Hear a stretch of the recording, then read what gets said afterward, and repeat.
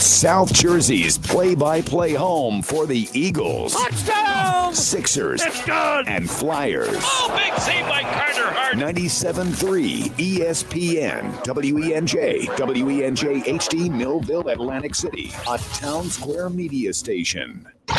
This is Game Night with Josh Hennig on 97.3 ESPN and the free mobile app. Now, live from the Matt Black Kia Studios. Oh, what a move! Here's Josh Hennig. Tuesday edition of Game Night on 97.3 ESPN.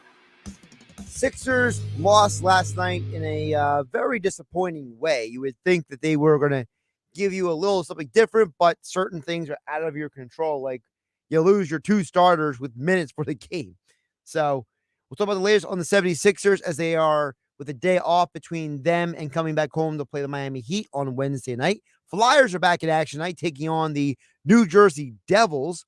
We'll talk deeper about the Flyers coming up with Kevin Durso at 6:40 tonight as the Fly guys look to continue the winning streak. They go on the road, get a couple wins. Do they continue it? We'll find out tonight with Kevin Durso. Plus, give you an update on the latest on the NFL after last night's Cardinals-Rams game, how that impacts the Eagles and the NFL playoff races. As always, you can join the conversation by texting in at 609-403-0973. You can DM the show through the 973 ESPN mobile app. Thanks to First Bank CLC, and we are live on YouTube at 973 ESPN. Before we get to the Sixers stuff specifically, I just want to give you guys a quick hit on the NFL last night, because for a team like the Eagles who were idle this week, last night was another opportunity, another scenario to see what happens when teams go back to the basics.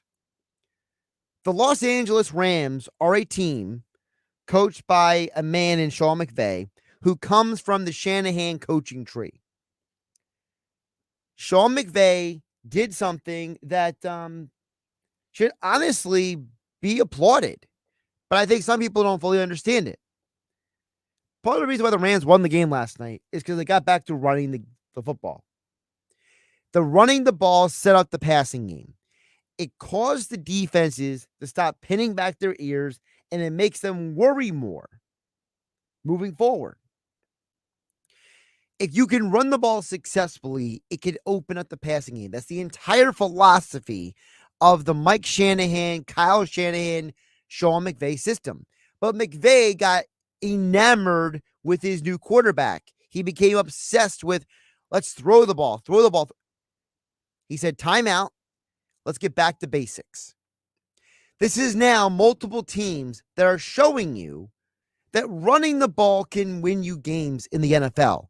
This is no longer just the New England Patriots in a massive weather storm where you couldn't throw the ball running it. No. You now have almost every team with a winning record in the NFL, and every team that is in a position for the postseason. Almost every single one of them has a good to great running game. New England, they run the ball typically more often than they pass. The Ravens are obviously built as a running team around Lamar Jackson. The Indianapolis Colts, they're undefeated when Jonathan Taylor has over 100 rushing yards. You know, the Bills lost on Sunday, and their running backs ran for 0 yards in the Tampa Bay game. Is that a coincidence? I don't think so. The Browns were able to win the time of possession because they got back to running the ball to give the Baltimore Ravens less chances to win their game on Sunday. I can give you more examples, but there's a consistent pattern, whether it's the 49ers' success this year, whether it is Washington having to lean on Antonio Gibson, the Vikings leaning on Dalvin Cook and Alexander Mattison. We act like, not we specifically, but there's a group of people out there who tend, and I'm saying people because I'm being nice about it, there are people out there who are trying to propagate this idea that teams who run the ball are lesser football teams, or they're not winning football teams, or running the football is not a proven way to be successful at running, or a proven way to be successful in the NFL is not to run the ball. And it's further from the truth, because if there was ever time to run the football, it's now, because every NFL team is built to stop the pass. There is no Levon Kirkland, Jeremiah Trotter, Ray Lewis clogging the holes, running downhill to stop the run anymore. The majority of these linebackers in today's game all would have been safeties back in the day. 20 years ago, 30 years ago. Look at the Eagles. The only thumper linebacker they have at this point is TJ Edwards, and even he has lost weight and got leaner since when he was at Wisconsin. Guys like Davion Taylor, Alex Singleton, back in the day, these guys would not have played at linebacker as much as they do now. If they did play linebacker, maybe they would have played in like a 3-4 defense that had different linebackers for different systems or situations. The linebacker today, the safety today, the defenses today are not built to deal very well with the run game. And how many teams do you watch imply? They have all these defenses, dimes, nickels, quarter defenses, 3-drop zone, cover zone, zone blitz. Everything is built to stop the pass. So why not keep running the ball until they stop you? Now, if they stop you, what do you do next? Well, that's the definition of the good coaches from the great coaches, okay? The coaches who can make the adjustments are the ones that win championships, and the ones who can't adjust are the ones who just become another dude in the NFL history. But I'm telling you guys, there is a proven formula here in the NFL, and it's to run the ball. You have to do it all the time, but you got to do it enough to keep the defense honest. And that's why the Eagles have a real chance to beat Washington this Sunday, and they are without Jonathan Allen. You hear all the action right here on 97.3 ESPN FM. Coverage begins this Sunday at 1 p.m. Merrill Reese, Mike Quick on the call here on your home for Eagles football in South Jersey, 97.3 ESPN. Josh Hennig hanging out with you here in the Matt Black Kia Studios. Speaking of 97.3 ESPN, last night you heard the Sixers get basically beat down by the Memphis Grizzlies. And after last night's game, the Sixers are now the worst rebounding team in the NBA. They are officially, heading into tonight's action, the fewest rebounds per game in the NBA at 42.1. It has become abundantly clear that in their two recent losses to the Jazz and to the Grizzlies, that this team has some serious flaws. And part of those flaws are because there's no Ben Simmons. Don't undersell that. Ben Simmons was a guy who was a big part of the rebounding effort and the defensive effort for this team.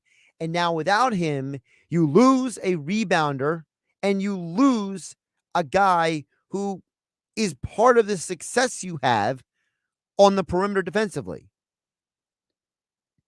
Tomorrow is the first day that teams can start making trades with 84% of the players available in the league. The NBA trade deadline is February 10th. So you basically have 2 months to make deals at this point. And with a lot of the speculation, a lot of the rumors out there about who or could or couldn't be traded, you know Daryl Morey is going to make a move of some sort. And that's why I wrote the article over at 97.3 ESPN.com and on the 97.3 ESPN mobile app about the players who could be traded before the deadline, because I think the Sixers are getting exposed. I understand Doc Rivers said after the game last night, this is the game where you throw the tape away. That sounds great when you're talking to the media or if you're giving a pep talk speech. But there's no way you can walk away from the Jazz and Grizzlies losses without accepting a couple realities. Number one, this team perimeter defense is just not good. Doc Rivers is a guy who prides himself on very good defensive teams and teams that play hard.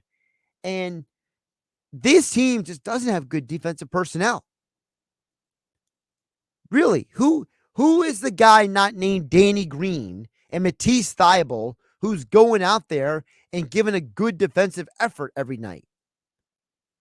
Guys like Shake Milton and Furkan Korkmaz and Tyrese Maxey and Seth Curry, for as much as we like what they bring to the court offensively, defensively, their limitations are exposing this team on a nightly basis.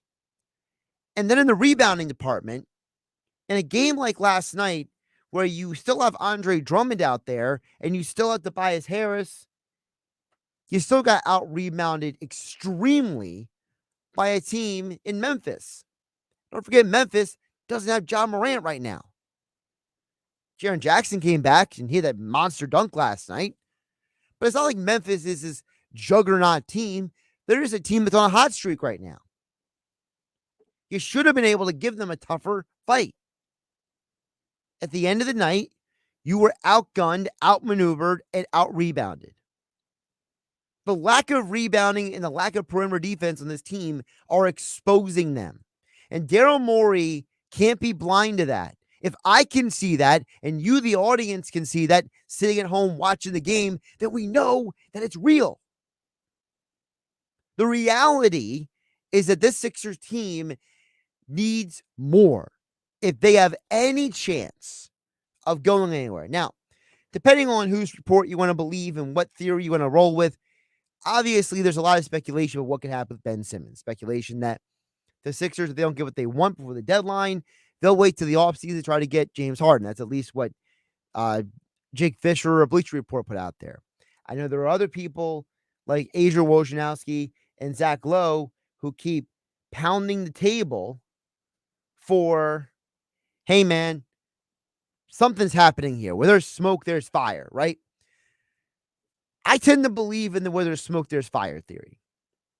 I understand that the Sixers aren't going to just pick up a bunch of random dudes for Ben Simmons. I totally understand that.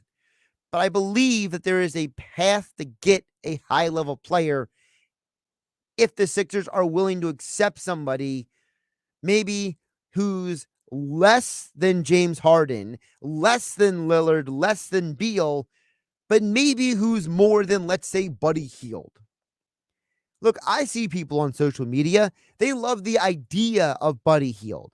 The problem is, as Mike Gill has brought up on the Sports Bash multiple times here on 97.3 ESPN FM, the 97.3 ESPN mobile app powered by First Bank of Seattle City. I agree with him. You can't have duplicate players on the court. Buddy Hield and Seth Curry are basically the same player. De'Aaron Fox and Tyrese Maxey are basically the same player. Adding guys like that are not changing your team. They may be slight upgrades in talent compared to what you already have, but I'm not giving up the chemistry that Seth Curry and Joel Embiid have right now just to acquire Buddy Hield and get rid of Ben Simmons. No, you got to go out and get more than that. And that's why I wrote the article about the 4 players the Sixers could trade. I'll give you the full list on the other side. If you don't want to wait until the other side, you can check the full article out right now at 97.3ESPN.com and the 97.3 ESPN mobile app. Don't forget, still to come, we'll preview the Flyers game coming up at 6:40 tonight with Kevin Durso, our Flyers insider over at 97.3 ESPN.com. Flyers taking on the Devils tonight. Of course, Game Night being brought to you by my friends over at the FanDuel Sportsbook and the FanDuel Sportsbook app. Listen, you know what tonight is? TNT Tuesday. Don't forget, you can get big payouts with TNT Tuesdays over at FanDuel Sportsbook. Gambling problem, call 1-800-GAMBLER. I'll give you the full breakdown of what you think you should do for a same-game parlay tonight on the other side as well with FanDuel Sportsbook. So we got a lot to get to. And, of course, you guys can join the conversation as well. Text in at 609-403-0973. You can DM the show through the 973 ESPN mobile app. Thanks to First Bank of Seattle City. We are live on YouTube at 973 ESPN. We are live in the Matt Blatt Kia studios. Matt Blatt Kia, they want to get you approved today. Matt Blatt Kia, Black Horse Pike, Egg Harbor Township. Visit them online at mattblattkia.com.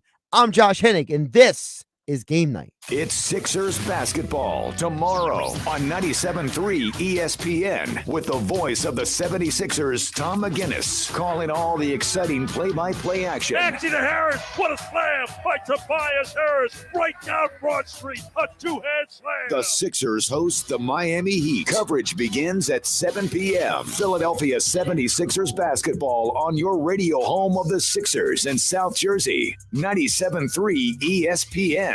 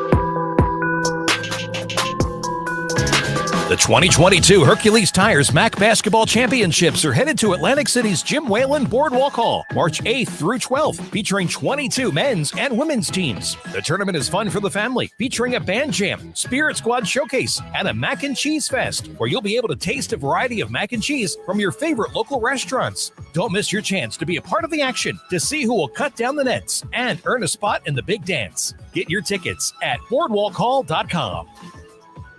You're listening to Game Night with Josh Hennig on 97.3 ESPN and the free mobile app. Tuesday nights mean an opportunity for you to get a big payday with TNT Tuesdays on FanDuel Sportsbook. Josh Hennig here, hanging out with you, telling you my friends over at FanDuel Sportsbook, because it doesn't matter if you win or lose. FanDuel is giving all customers $10 back every Tuesday. Just bet a $10 or more same game parlay on any NBA on TNT game. Same game parlays are a perfect way to turn a small bet into a big time score. So lock in your bets each Tuesday and get $10 back, win or lose, with TNT Tuesdays. If you're new to FanDuel, just sign up today with promo code Hennig. You get your first bet risk-free up to $1,000 as promo code Hennig to make every moment more this NBA season, exclusively on the FanDuel Sportsbook app. Must be 21 or older to play and present in New Jersey. Bonus issued as non-withdrawable site credit that expires in 7 days. Max bonus $10. Restrictions apply. See terms at sportsbook.fanduel.com. Gambling problem? Call 1-800-GAMBLER. Told you guys yesterday, I thought Seth Curry was going to break the record tonight. Well, it looks like I'm doing pretty good on that prediction right now.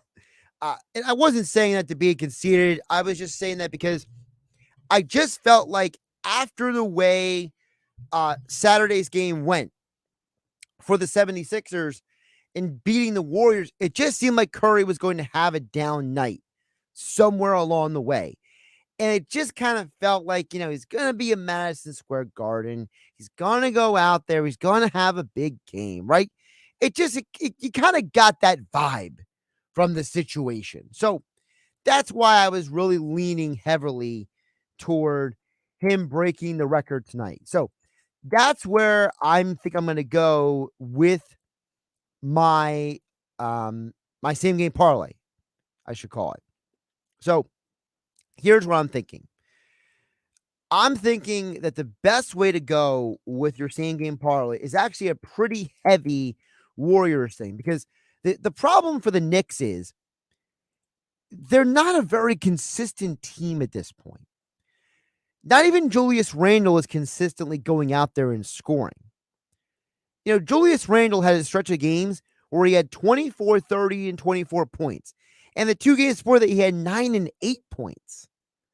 And then in recent games, he had 15, 18, 13, and 8. So I can't depend on Julius Randle scoring.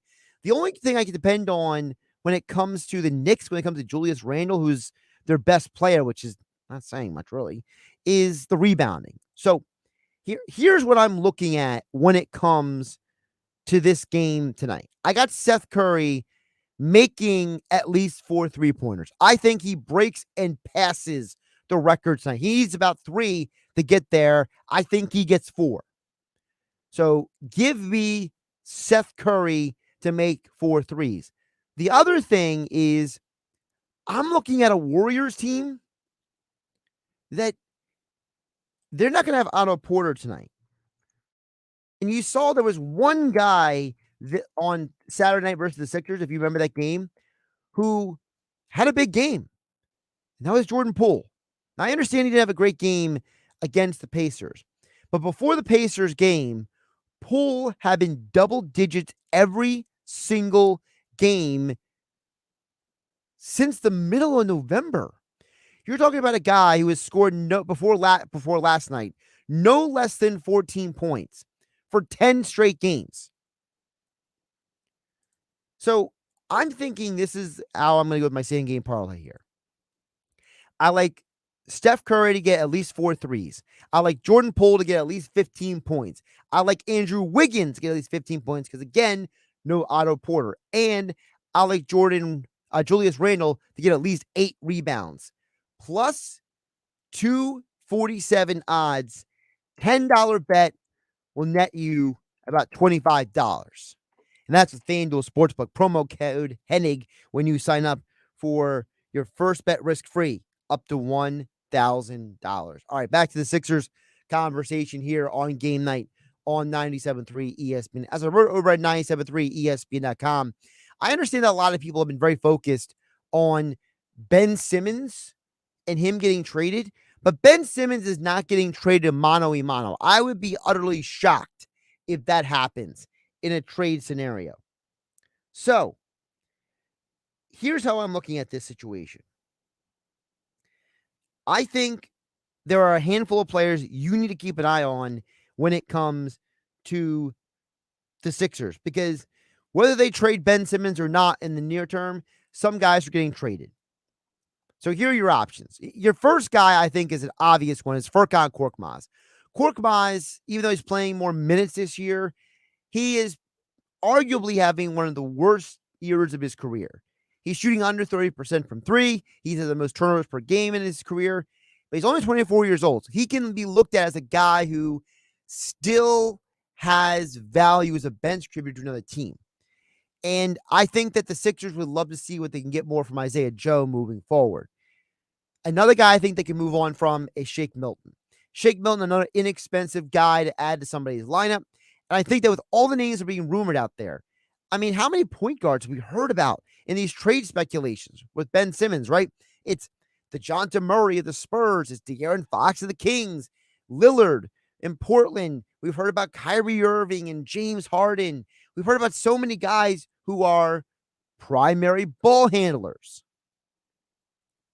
Well, if they acquire one of those guys, Shake Milton becomes practically useless because Tyrese Maxey then becomes the main guy off the bench. He becomes your sixth man off the bench. Whoever you acquire in a Ben Simmons deal becomes the starting point guard. And Shake Milton gets kicked to what, the 9th, 10th, 11th guy coming off the bench? So I can see him being added into a deal to make the money work. He makes $1.85 million, for you that are wondering. Furkan Korkmaz makes $4.63 million. So those are two guys I think who could be traded. I want to jump to the fourth guy because you can see the third guy over at 973 ESPN.com. I have a full explanation for who the third guy is. But the fourth guy I want to jump to, and it's honestly the most controversial name on the list. I think there's a possibility that Tobias Harris gets traded. And it's not because I personally want Tobias Harris to be traded. This is not a situation where I'm like, I want them to trade Tobias. I don't like Tobias Harris. I actually love Tobias Harris. I love the fact that this is a guy who he's a good human being. He does so much charity work. He's a mentor for the young players in the locker room. He's a great part of this team's chemistry and its unity. He's a leader and a mentor. But here's the reality. Tobias Harris has two major negatives going against him. Number one, he was acquired by the organization when the vision on the court was different. Brett Brown was the head coach. Elton Brand made the trade. During that time period, the idea was Tobias Harris was brought in to be the fourth guy. And as the fallback, if the Sixers had to move on from somebody else. When they got to the playoffs, they went 7 games with the Raptors who go on to win the NBA championship. That lineup had Embiid, Simmons, Harris, and Jimmy Butler on it. That was a lineup that, frankly, was stacked. And Tobias Harris was part of that lineup. But ever since Jimmy Butler left for the Miami Heat, Harris has represented to Sixer fans what they should have had, what they could have had with Jimmy Butler. The organization chose, in their eyes at least, Tobias and Ben Simmons over Jimmy Butler. Now, some Sixer fans, they can't accept that. The other problem for Harris is, like I said, he was brought in under a different organizational vision. This was before Daryl Morey. This was before Doc Rivers got here. So for Tobias, he is shooting his worst three-point shooting percentage since the 2013-2014 season. He's shooting just over 30% this year. At 29 years old, how much more growth, how much more evolution, how much more development is left in his game? Does he really fit what this organization wants to do? And let's be realistic. This organization has to make some tough decisions. And if you're not willing to trade Ben Simmons in the short term, for whatever reason, do you maybe need to package Tobias Harris to make another deal happen? Do you have to look at a team like, for example, the Pacers and say, does Domantas Sabonis make more sense for the Sixers than Tobias Harris, right? You need to look around the NBA and ask these questions, because right now, as the Sixers are currently constructed, they are not contenders in the Eastern Conference. They're a playoff team, but they're not contenders. And every team that has to make that next step to become a champion, they got to make a big trade. They got to make a big move. They got to make a tough decision. And for me, I know that Ben Simmons is getting traded at some point. But is Tobias Harris part of those conversations to make the money work, so you're giving the third or fourth team involved in the massive trade another player? Because guess what? You can trade Ben Simmons to wherever, and I'm just using this as an example, okay? Let's say that there's a 3-team trade that involves the Sixers, the Pacers, and the Spurs. Well, Ben Simmons for DeJounte Murray is not going to work financially. Ben Simmons makes too much money. But you know whose contracts equal Tobias Harris's salary cap number? Sabonis and Karis LeVert. In my opinion, if you walk out of a scenario with multiple players who are all-stars, Domantas Sabonis is an all-star, DeJounte Murray is expected to be an all-star. If the Minnesota Timberwolves are serious about changing their culture, Anthony Edwards or D'Angelo Russell might need to be traded. They're both all-star caliber players. The Sixers have to take those offers seriously. Doesn't mean they're going to make the deals, but they have to take them seriously. And Tobias Harris may be the uncomfortable guy you have to move on from in order to take the roster around Joel Embiid to the next level. Again, I don't want to see Tobias Harris traded, but I'm having an honest conversation about players who could be traded, because I live in the real world and I don't live in NBA 2K world. All right, Josh Hennig here on Game Night on 97.3 ESPN. Flyers back in action tonight, taking on the New Jersey Devils. We will hear from our Flyers Insider Kevin Durso on the other side, right here on 97.3 ESPN FM, the 97.3 ESPN mobile app. We are live on YouTube and Twitter at 973 ESPN. It's Philadelphia Flyers hockey tonight on 97.3 ESPN and the free mobile app with Tim Saunders and Steve Coates calling all the play-by-play action. He scored on the rebound. The Flyers host the New Jersey Devils. Coverage begins at 7 p.m. It's Philadelphia Flyers hockey on the radio home of the Flyers in South Jersey. 97.3 ESPN and listen live on the free mobile app. The 2022 Hercules Tires MAC Basketball Championships are headed to Atlantic City's Jim Whalen Boardwalk Hall, March 8th through 12th, featuring 22 men's and women's teams. The tournament is fun for the family, featuring a band jam, Spirit Squad showcase, and a mac and cheese fest, where you'll be able to taste a variety of mac and cheese from your favorite local restaurants. Don't miss your chance to be a part of the action, to see who will cut down the nets, and earn a spot in the big dance. Get your tickets at boardwalkhall.com.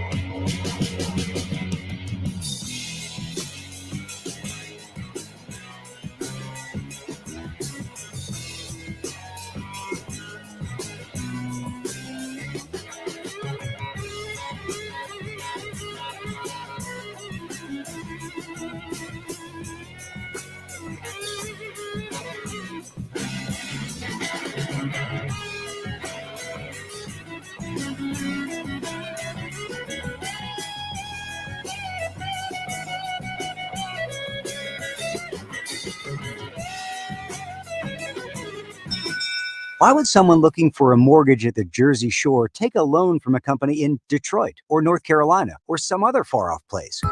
Online mortgages promise a lot but don't always deliver. First Bank of Sea Isle City knows the Jersey Shore. We are local lenders. We use local appraisers and provide in-house processing. We understand the unique obstacles of financing in Cape May County. Don't take a chance. Local banking is better. Let us guide you. First Bank of Sea Isle City. Member FDIC, equal housing lender. Now, more Game Night with Josh Hennig on 97.3 ESPN and the free mobile app. We are live on YouTube at 973 ESPN. Also, 973 ESPN mobile app is free. Thanks, First Bank CLC, where you can listen to the Flyers take on the Devils tonight. All the action, top of the hour. Tim Saunders, Steve Coates on the call right here on 973 ESPN FM. Over at 973 ESPN.com, you got all of his coverage of the Flyers. That'd be Kevin Durso, our Flyers Insider, covers the Flyers in the NHL for us at Kevin_Durso on Twitter.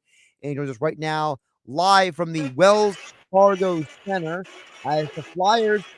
Kevin, ever since I put the kibosh on them, the Flyers are undefeated. Yeah, it appears to be the case, huh? I mean, listen, I guess someone had to take the bullet for the team, and apparently I had to lose $10 for them to start winning again. Well, I mean, I didn't help matters either. I pretty defiantly said, don't expect a win on Friday night, and sure, that's exactly what happened. So I take some of the shoulders for that as well. Well, let's get into what we've seen the last two games. So, Kevin, why have the Flyers won the last two games?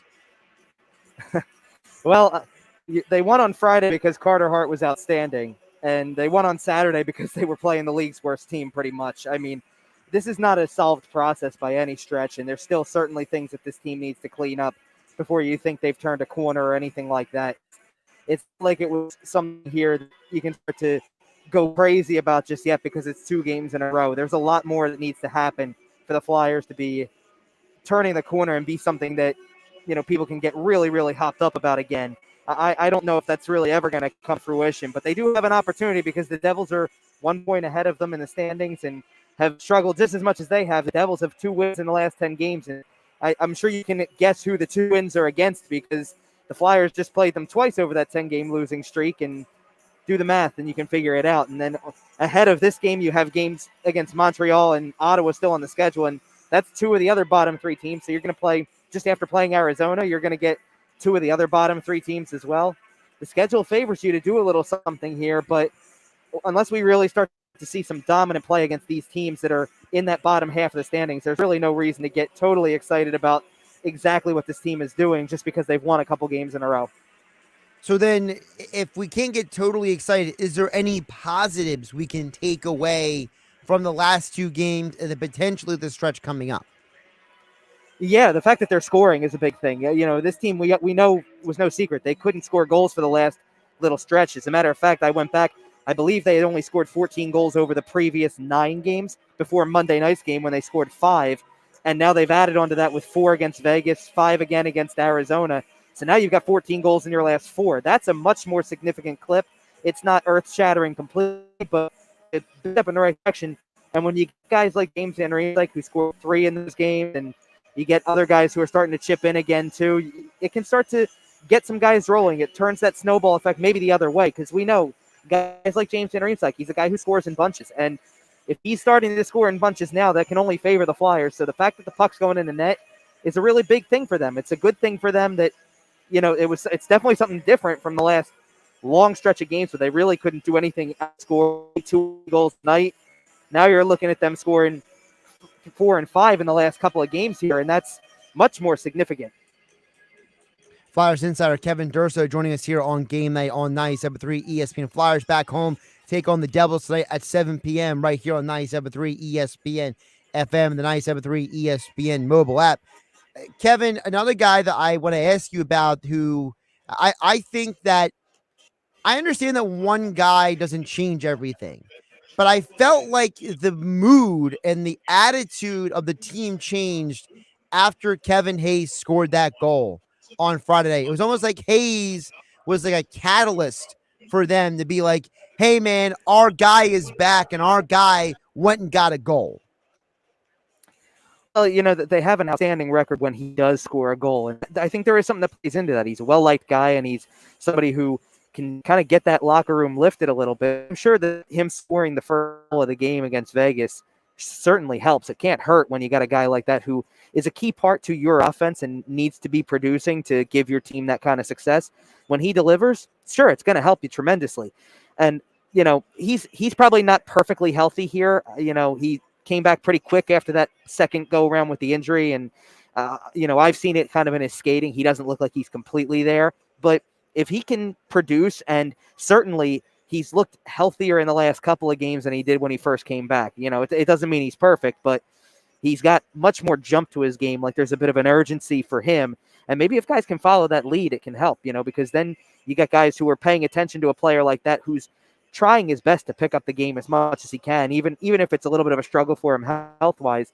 He's giving it as much effort as he can. And if you have guys like that pitching in with big effort, then a lot of guys will follow that lead. So hopefully that's the case. And certainly when he does produce offensively on top of that, it's a big lift to. Now, you mentioned on @Kevin_Durso on Twitter, and I know you wrote about this, about the saga that is Ryan Ellis. And I feel like we've been waiting for this guy to play consecutive games for like an eternity at this point. But he was a huge part of the offseason. You know, the overhaul of the roster, right? Atkinson, Ellis, Ristolainen, Yandel, right? Well, he was a big part of that. So what is the status for everybody out there of Ryan Ellis and Kevin Durso's interpretation of what Mike Yeo said about what is a legitimate timetable for this guy? Yeah, it's tough to say without getting an actual timetable from the coach, but for Ryan Ellis, it's going to take some time. I mean, that's pretty much what the overall determination was, that, you know, things are progressing in a positive direction, and that's all well and good, but he's got to get on the ice first and foremost. He's got to kind of get his game back into game shape, get his legs back under him, and that's going to take some time. I still kind of hold by the fact that I was kind of shooting for New Year's at that after the New Year, and not just New Year's Day in particular, but they have a little bit of time beyond that because they're on a West Coast trip at that time. So, maybe the home game against Pittsburgh on the 6th of January is a possibility if he can get back into game shape faster than we expect. If not, then maybe another week on top of that, and it's more like mid-January instead of early January. But certainly it's going to probably be beyond the new year because we're just running out of time in the current year to expect him to be back anytime soon. And that my interpretation of what Mike Yeo said was that just because he's had some good results from the recent MRI and just because he's going to probably get back on the ice very soon, it does not mean he's going to be game ready anytime soon, especially with not many games left until you go on that little holiday pause, then go on the West Coast trip. So there's some time here, and I certainly wouldn't expect him back anytime soon. I want to ask you about another defenseman because I'm noticing something, and I'm trying not to read too much into it, but I really like what I've seen from Ristolainen in recent games. And it's not just what he's doing production-wise on the stat sheet, but I'm seeing him during timeouts, Kevin. He's giving pointers to Travis Sanheim. He's talking to the other defenseman about, hey, this is what we're going to do in this situation. And, he's talking to guys on the bench more. I feel like that the leadership aspect of Ristolainen is starting to come through more as the season has progressed. Yeah, it probably is. I mean, it wasn't going to be, the bar was set pretty low to become a veteran member of this blue line. I mean, even with Ivan Provorov and Travis Sanheim having been here for a few years, there were guys out there that as you acquired them, and when they bring in Keith Yandel and Ristolainen and Ellis, all three of those guys were going to top what those guys have in terms of experience in the league. So it wasn't going to be hard to do. In Ristolainen's case, I think what you're seeing is just a guy who's trying to do his best to rally everybody as best he can. I think everybody would, in this situation. I'm sure, Keith Yandel seems like that type of guy, and if Ellis was out there, he would probably be that type of guy as well. I think that it's a matter of trying to do what you can to stay as focused as possible. Defensively, they're doing what they can for the most part. I mean, they're definitely getting a lot of help on the goaltending side of things. There's no question about it, but you're looking for anything you can here to see if you can build on it and just try to be as confident as you can be. And whether it's something about a reminder maybe from Ristolainen to somebody like Sanheim, like a bad play was made, shake it off and move forward. Don't let it sit in your head for the rest of the game.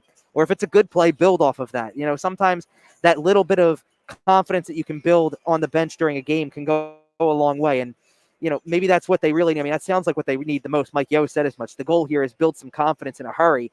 And, when you do go out and start to score some goals as an offense, that's one way to build some confidence. But making consistent plays defensively and continuing to take that step forward, which they continue to try to. I certainly don't think their process has been perfect defensively by any stretch, but they've won a couple games in a row, and that means that something is going right for you, and you have to try to build on that as much as you can to have some confidence as well. So hopefully they get another game like that where they can have some confidence come out of this by keeping the Devils to a low number tonight, and maybe that can build confidence. And it's not just based off of, hey, what the goaltender did. It's, hey, defensively, you played a sound game collectively to produce such a number, maybe a goal or two. Kevin, before I let you go, we have a couple minutes left here, but I want to ask you a little bit of a big question piece because, this is a question that Mike Gill asked earlier in the show to one of our NBA guys. This is something they led SportsCenter with, I have here in the studio with, and that is, obviously, there's the COVID concern right now. Obviously, a team like the Flames, fully vaccinated, but they had to shut things down, okay? There's a ton of guys in the NFL who are vaccinated. They can't play right now. There's some concerns right now about how this might impact all the leagues moving forward. So do you have concerns? Do you think this is something that'll pass? What is the Kevin Durso perspective on what's going on with the NHL with these COVID positives? Well, yeah, I definitely have concerns because it felt like every other minute I looked over and saw somebody else on Twitter saying there's another player in COVID protocol here or there, and it just kept happening throughout the day. I believe the number that I saw at one point was something along the lines of 23 players have entered COVID protocol in the NHL in the last 36 hours or something of that sort. And it's like, you're really on a pace that you don't want to be on, obviously. And it continues to grow. And there's reportedly, there's a meeting among the doctors that advise the NHL and NHL Players Association that was supposed to be on the slate for tomorrow that has been pushed up to this next year to try to get this in check as much as possible. To me, the big thing really is that you've got a big break that's built into the schedule for the Olympics, and there's already been concerns about that. I don't know if that's going to be a possibility anymore. And there's nothing out there materialized yet that can say that they're definitely going to not go to the Olympics per se. But the concept of a player possibly going to the Olympics, playing in China, and having to be quarantined there if something were to happen along the lines of a positive case for upwards of 5 weeks, that's not only damaging to a player's team season at that point, it's also really damaging for the player. This is worse than bubble at that point. This is, you really can't do anything. You're not even somewhere just to play a game. You're really quarantined and locked down. So how many players are going to want to do that in the grand scheme of things? That's something that really needs to come into consideration. And certainly the league doesn't have to change the break that's already built in. They could be using that to make up a lot of the games that have been postponed recently and that could get postponed down the line. It's certainly a possibility. I mean, right here tonight, the Devils have 3 players that are in COVID protocol themselves.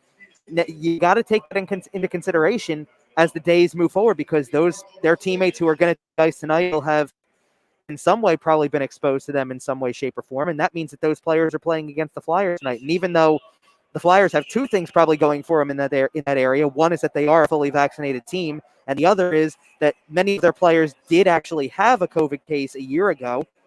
That might not mean anything in the grand scheme of things, and it could put them right back in a situation. We really just don't know. That's the unpredictability of what this whole thing is and what COVID has done to not just the sports leagues, but everyone's general lives at this point. So, it's definitely a concern. The number of, and like you said, it's not just the NHL. It's the number of cases in the NFL and the number of cases in the NBA that we're seeing more and more and more of.